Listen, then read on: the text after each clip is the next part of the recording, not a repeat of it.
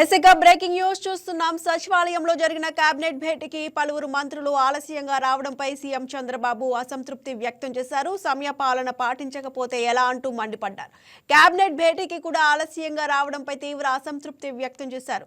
మరోసారి ఇలా రిపీట్ చేయొద్దని ఆదేశించారు. మరోవైపు కేబినెట్ భేటీలో కీలక అంశాలపై చర్చ జరిగింది.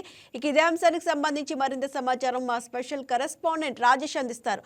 రాజేష్, చెప్పండి. సచివాలయంలో జరిగిన కేబినెట్ భేటీకి అయితే పలువురు మంత్రులపై ఆలస్యంగా వచ్చినందుకు సీఎం చంద్రబాబు అసంతృప్తి వ్యక్తం చేసినట్టు తెలుస్తోంది. డీటెయిల్స్ ఏంటి? ఆ మంత్రులు ఎవరు?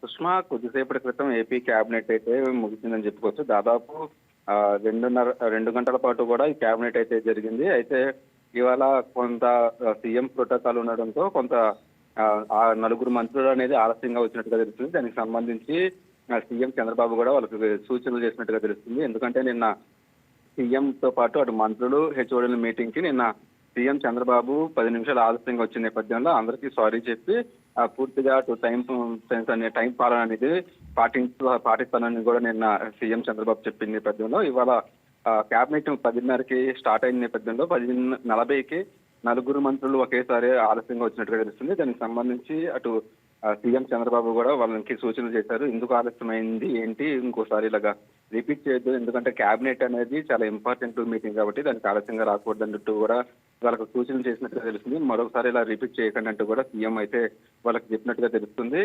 రైట్ రాజేష్, అయితే ఏదైతే కీలక భేటీ జరిగిందో కేబినెట్ భేటీలో ఏ అంశాలపై చర్చించారు? చాలా కీలకమైన అంశాలకు సంబంధించి వాళ్ళ కేబినెట్ లో అయితే జరిగింది. సుదీర్ఘంగా 2 గంటల పాటు జరిగిన కేబినెట్ లో మొత్తం 44 అంశాలకు సంబంధించి మంత్రివర్గం అయితే ఆమోదం తెలిపినట్టుగా తెలుస్తుంది. అందులో ప్రధానంగా చూసుకున్నట్లయితే 9,500 కోట్లతో 506 ప్రాజెక్టులకు సంబంధించి పరిపాలనా అనుమతులు ఇస్తూ కూడా ఆమోదం తెలిపినట్టుగా తెలుస్తుంది.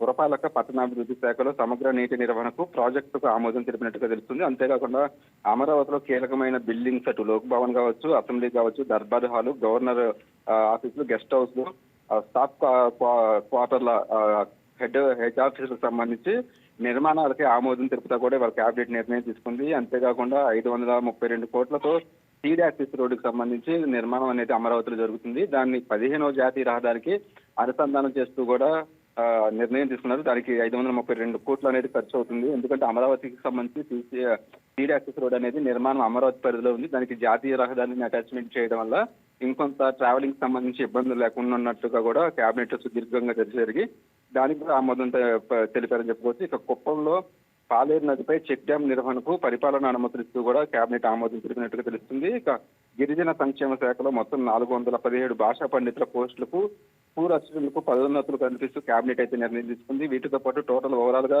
44 అంశాలకు సంబంధించి ఇవాళ చర్చ జరిగినట్టుగా తెలుస్తుంది. 44 అంశాల్లో 42 అంశాలు అనేది పూర్తి క్లారిటీగా వచ్చినట్టు తెలుస్తుంది. 2 అంశాల మీద క్లారిటీ లేని నేపథ్యంలో నెక్స్ట్ కేబినెట్ లో ఆ అంశాలని పెట్టాలంటూ కూడా సీఎం చూసినట్టుగా తెలుస్తుంది. కేబినెట్ అనంతరం కూడా పూర్తిగా అటు మంత్రులు కూడా కొన్ని కీలకమైన సూచనలు అయితే సీఎం చంద్రబాబు చేసినట్టుగా తెలుస్తుంది. ఎందుకంటే ప్రతి ఒక్కరు కూడా ఫైల్స్ మూవ్మెంట్ అనేది ఆలస్యం కాకుండా ఉండాలి. 4-5 రోజుల్లోనే ఫైల్స్ మూవ్మెంట్ వాళ్ళ డిపార్ట్మెంట్ కి సంబంధించి మూవ్మెంట్ జరిగిపోవాలంటూ కూడా అటు మంత్రులకి కీలకంగా సీఎం చంద్రబాబు చెప్పారు. ఈసారి నుంచి ఫైల్స్ కు సంబంధించిన మూవ్మెంట్ పై ప్రతి అప్డేట్ కూడా అటు ఆ డిపార్ట్మెంట్ హెచ్ఓడీలతో డైరెక్ట్ గా మాట్లాడతానంటూ కూడా చెప్పారు. ఎందుకంటే పాలనా పరంగా ఎక్కడ కూడా ఆలస్యం కాకుండా ఉండాలి అంటే అటు ఫైల్స్ అనేది త్వరితగతిన కూడా మూవ్మెంట్ చేసి వాటిని క్లియరెన్స్ చేయాలంటూ కూడా అటు సీఎం చంద్రబాబు చెప్పారు. అంతేకాకుండా 15-16 తేదీలో కలెక్టర్ మీటింగ్ కి సంబంధించి కూడా అటు మంత్రులతో చర్చించినట్టుగా తెలుస్తుంది. ఇక ప్రత్యేకంగా ఈ కేబినెట్ మీటింగ్ లో కొంత పవన్ కళ్యాణ్ కూడా కొన్ని కీలక సూచనలు చేసినట్టుగా తెలుస్తుంది. అంటే టెంపుల్ టూరిజం మీద ప్రధానంగా దృష్టి పెట్టాలి. గతంలో కంటే కూడా ఈసారి అటు శ్రీశైలం కావచ్చు, తిరుపతి కావచ్చు, విజయవాడ లాంటి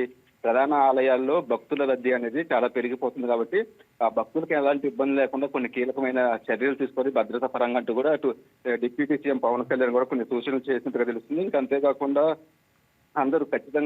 అందరూ ప్రజా దర్బార్లో పాల్గొనాలంటూ కూడా అటు సీఎం అయితే కేబినెట్ మీటింగ్ అనంతరం మంత్రులకి సూచనలు చేశారు. పూర్తిగా ప్రజలకు సంబంధించి సమస్యలను పరిష్కారం చేయడంతో పాటు పూర్తిగా కూటమి ప్రభుత్వం అమలు చేస్తున్న పథకాలు, సంక్షేమ పథకాలు అనేది ప్రజల్లోకి విస్తృతంగా తీసుకెళ్లడంలో మంత్రులు కీలక పాత్ర పోషించాలి. వాళ్ళకి సంబంధించి వాళ్ళ పనితీరు మీద ర్యాంకింగ్స్ కూడా ఇప్పటికే ఇంటర్నల్ గా చెప్పినట్టుగా తెలుస్తుంది. పూర్తిగా అయితే కేబినెట్ మీటింగ్ సంబంధించి వాళ్ళ పలు కీలక సూచనలు చేసిన తర్వాత దాదాపు 44 అంశాలు అనేది వాళ్ళ కేబినెట్ లో పెడితే 42 అంశాలు అయితే కేబినెట్ ఆమోదించినట్టుగా తెలుస్తుంది Sushma. Right, thank you Rajesh. Hi viewers, ఈ వీడియో మీకు నచ్చినట్లయితే లైక్ కొట్టి షేర్ చేసి వైకే టీవీని సబ్స్క్రైబ్ చేసుకోండి.